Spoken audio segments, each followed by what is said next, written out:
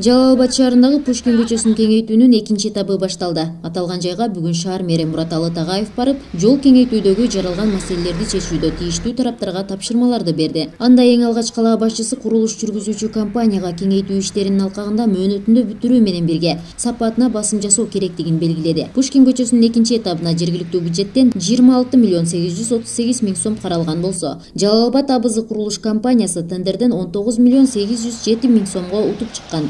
Белгиленген жолдун узундугу 820 метр. Ал областтык ооруканага чейинки аралыкты түзүп, курулуш компаниясы жол кеңейтүү иштерин аяктоону август айына пландашкан.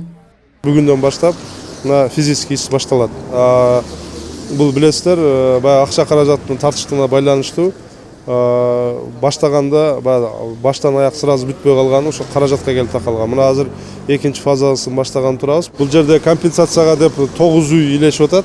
Азыр аны оценка кылышат, баягы көз карандысыз оценщик менен карап чыгышып, ошонун негизинде ошол 9 үйгө компенсациясын карап беребиз. Бирок бул көчө буга чейин эле башталып аткан мезгилде былтыр эле бул баягы кызыл сызыкка чыгып кеткен же башка болгон үйлөргө эскертүү кагаздары берилген. Ошондуктан бул 9 үй ал боюнча маалыматы бар.